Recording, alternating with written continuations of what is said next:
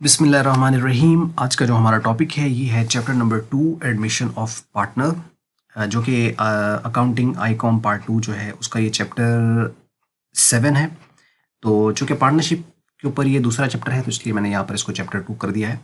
तो अब ये एक साइनॉप्सिस वीडियो है। जैसा कि आप जानते हो कि साइनॉप्सिस वीडियो जो है उसके पीछे मोटिव ये होता है कि आपको जब आप इस चैप्टर को स्टार्ट करें तो एक तो सबसे पहले एक ब्रीफ सा आपको समराइज्ड एक ओवरव्यू मिल जाए चैप्टर के बारे में, और दूसरा इसका मोटिव ये होता है कि जब आप इन इन लेक्चर्स को देखेंगे जो कि इसी सीक्वेंस में रहेंगे, तो जब आप पूरा चैप्टर ख़त्म कर लेंगे तो उसके बाद इस वीडियो को मैं अक्सर रिकमेंड करता हूँ कि उसको चैप्टर ख़त्म करने के बाद, सारी एग्जाम्पल प्रॉब्लम करने के बाद इस साइनॉप्सिस को दोबारा देखिए, ताकि आपको अंदाज़ा हो कि हाँ ये चीज़ें हम लोगों ने कवर कर ली हैं।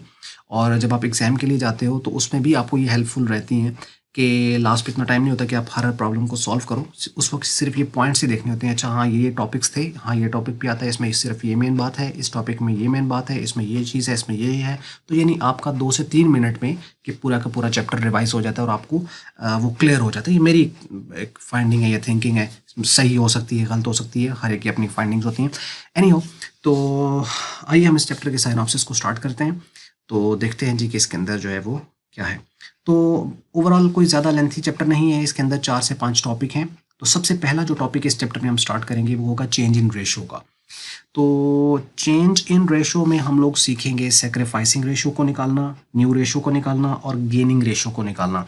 और ये तीनों के तीनों टॉपिक जो हैं, ये चूँकि हम चैप्टर पढ़ रहे हैं एडमिशन ऑफ पार्टनर, तो ये उस केस में, यानी जो सैक्रिफाइसिंग रेशो है, it is a sacrificing ratio in case of admission of partner. Similar new ratio in case of admission and gaining ratio in case of admission. क्योंकि sacrificing new और gaining ratio ये हम पहले भी कर चुके हैं, लेकिन वो नॉर्मल सर्कमस्टांसेस में जो है वो हमारी रेशो चेंज होती थी। वो हमने डिस्कस किया हुआ है कि वो क्यों चेंज होती है चैप्टर नंबर 6 के अंदर, जो चैप्टर नंबर 1 था इस पार्टनरशिप का, इससे पहले की जो वीडियोज़ हैं। तो इसमें हम लोग जो है ये इन केस ऑफ एडमिशन के एक नया बंदा आ रहा है, नया पार्टनर आ रहा है, तो उससे जो चेंज इन रेशो है वो क्या होगा। कैलकुलेशन उसी तरह है, लेकिन ऑब्वियसली थोड़ा फ़र्क पड़ता है कुछ कैलकुलेशंस पर, तो वो हम देखेंगे कि क्या क्या सिनेरियोज हैं। तो खैर पहला टॉपिक जो हम कवर करेंगे इस चैप्टर में वो होगा चेंज इन रेशियोज का। इसके ऊपर 1 बाय 1 वीडियोस आपको मिलेंगी विद एग्जांपल इंशाल्लाह। तो second topic after the changing ratio is treatment of goodwill. हम लोग यहाँ पर गुडविल की ट्रीटमेंट सीखेंगे। पिछले चैप्टर जो कि इससे पहले वाला चैप्टर था पार्टनरशिप का, उसमें हम लोगों ने इवेलुएशंस ऑफ गुडविल सीखा था कि एक गुडविल को इवेलुएट किस तरीके से करते हैं। तो 3 मेथड थे। यहाँ पर हम उसकी ट्रीटमेंट देखेंगे कि अगर एक पार्टनर आया है तो उससे हमारे पास जो गुडविल है उसकी ट्रीटमेंट क्या करते हैं। तो this is a treatment not a method. तो एक तो डिफरेंस ये आपने याद रखना है कि पहले हम जो पिछले चैप्टर में किया है वो उसके एवेल्युएशंस मेथड थे गुडविल के, कि वैल्यूएट कैसे करते हैं, उसकी वैल्यूएशन कैसे की जाती है। यहाँ पर उसकी ट्रीटमेंट है, मतलब कि एक जो गुडविल है उसको ट्रीट कैसे किया जाएगा, उसको बुक्स ऑफ अकाउंट में किस तरीके से ट्रीट होगा। अच्छा, अब ये टॉपिक रहेगा और इस जो टॉपिक है इसको आपने माइंड में रखना है कि 2 इसके पार्ट्स बनाएंगे हम। 2 पार्ट्स में हम इसको देखेंगे इस वाले टॉपिक को।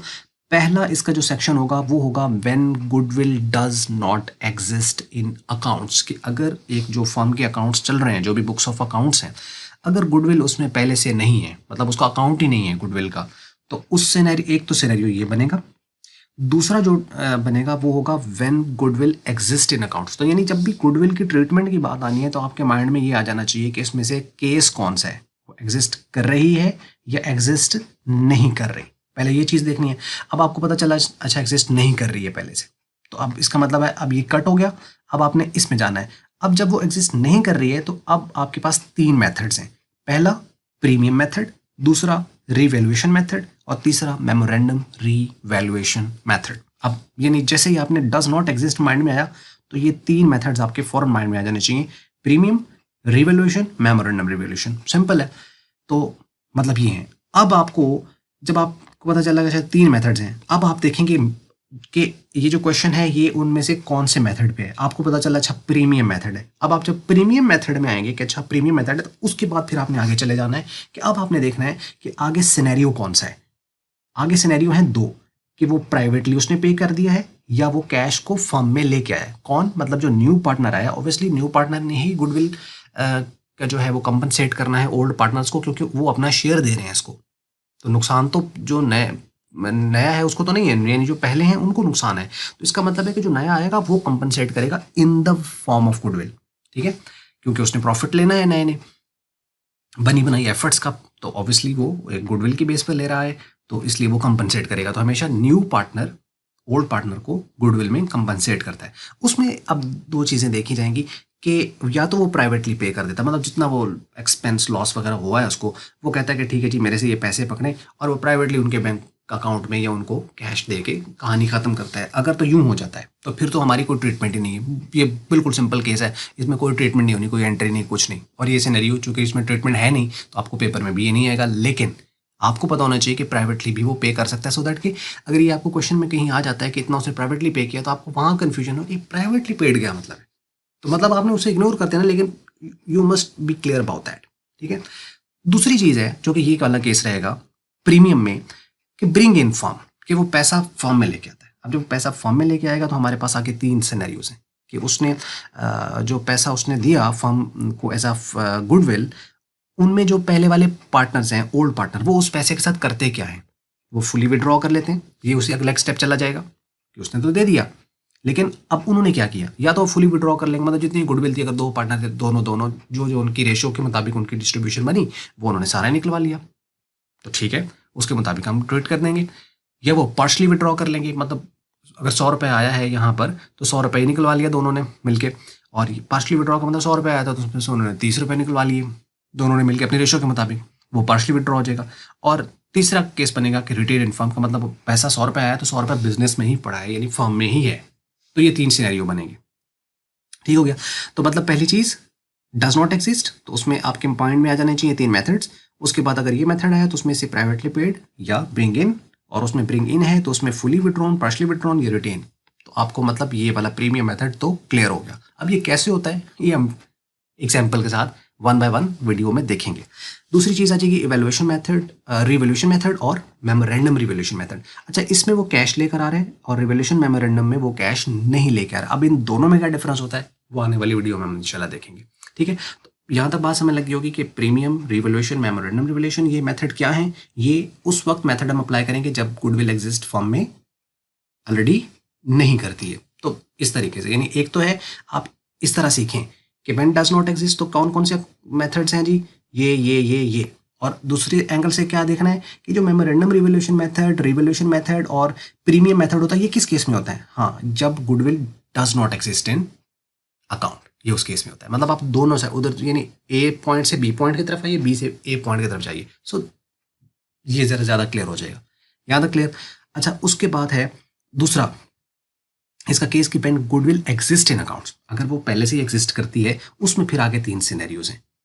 Goodwill appear at full value, goodwill appear at less than full value, और goodwill appear at more than full value. अब ये तीन होंगे। अब इन तीनों को अब हमने करना क्या है वो वीडियो में हम देखेंगे, लेकिन ये फुल वैल्यू का कंफ्यूजन थोड़ा सा होगा आपको। ऑब्वियसली जब हम इसका साइनॉप्सिस देख रहे हैं तो बहुत सारी चीज़ें आपको इसमें नहीं समझ आ रही होंगी, लेकिन आपने वन बाय वन वीडियो देखते चले जाएंगे तो चीज़ें क्लियर होती चली जाएंगी।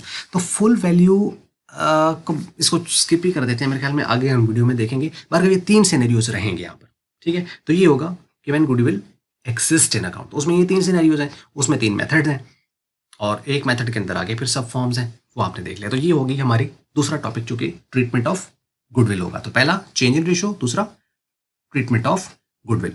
दो टॉपिक हो गए इस चैप्टर के। तीसरा जो टॉपिक है वो है revaluation of assets and liabilities, कि जो एसेट्स और लायबिलिटीज हैं उसको हमें रीवैल्यूएट करना है। क्योंकि जब नया पार्टनर आता है तो ऑब्वियसली कुछ एसेट्स हैं बिजनेस के, उनका वो मालिक बनता है, कुछ लायबिलिटीज हैं उसकी वो जिम्मेदारी लेता है, कुछ एसेट्स वो भी लेके आएगा, हो सकता है कोई लायबिलिटी उसकी वजह से नहीं आ जाए। तो इसलिए जो फर्म के एसेट्स और लायबिलिटीज होते हैं उनमें वैल्यूज में चेंज आता है, उस चेंज को रिकॉर्ड किया जाता है।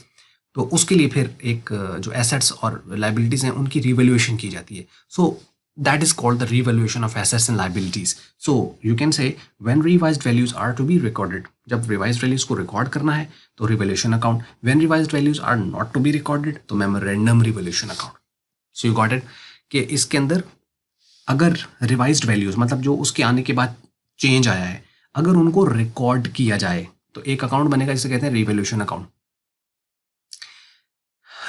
अब ये रिवैल्यूएशन अकाउंट है, ऊपर हमने रिवैल्यूएशन मेथड एक पढ़ा है, वो गुडविल की ट्रीटमेंट का है, तो नाम एक ही है, तो कन्फ्यूजन भी नहीं होनी चाहिए। खैर आपने देख लेना उसके अकॉर्डिंगली। अच्छा ये देखो कि revised values are to be recorded, मतलब पहले फर्म के बुक्स ऑफ अकाउंट्स चल रहे हैं, उसके एसेट्स लाइबिलिटीज बैलेंस शीट में अकाउंट्स में कहीं ना कहीं रिकॉर्डिंग आ रही है, अगर उन्हीं में चेंज कर दिया जाए, मतलब सपोज करें कि बिल्डिंग की एक वैल्यू है, अब उसी में हम चेंज कर देते हैं, बिल्डिंग पहले वैल्यू 1 लाख थी और उसके बाद उसकी वैल्यू 1,20,000 चली गई है, तो 1,20,000 अगर रिकॉर्ड किया जाए उसी अकाउंट में, चेंज कर दिया जाए, उसी बैलेंस शीट में उसको लिखा जाए, उन्हीं अकाउंट्स में चेंज कर दिया जाए पहले से एग्जिस्ट कर रहे हैं, तो उसके लिए हम बनाते हैं रिवोल्यूशन अकाउंट। और अगर चेंज एक नए अकाउंट में हो, हम चाहेंगे पहले वाली वैल्यूज जो हैं वो उन पर असर नहीं होना चाहिए, कोई इफेक्ट ना हो, जो चेंज है वो एक नए अकाउंट में लेकर जाएं, तो उसके लिए फिर मेमोरेंडम रिवोल्यूशन अकाउंट बनाया जाता है। So when the revised values are not to be recorded, अगर रिवाइज्ड वैल्यूज को रिकॉर्ड नहीं करना है तो उसके लिए फिर ये होगा।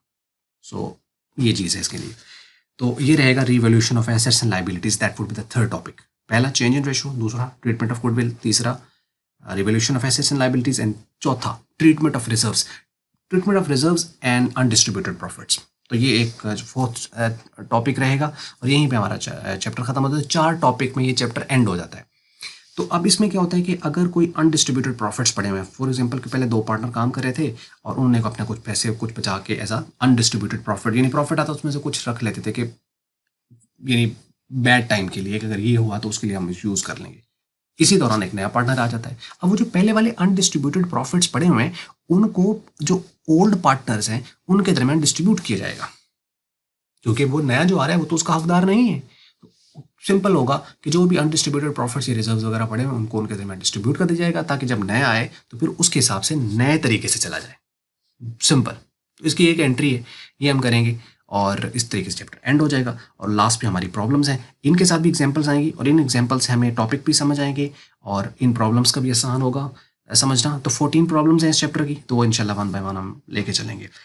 तो बस ये थी जी वीडियो। अगर आपको अच्छी लगी ये मल्टीपीडिया की वीडियो तो इसको आप लाइक कर लो, शेयर कर लो दूसरों के साथ। अगर आपको अच्छी नहीं लगी इसका आपको तो डिसलाइक, और वीडियो देखने का हमेशा की तरह बहुत बहुत शुक्रिया।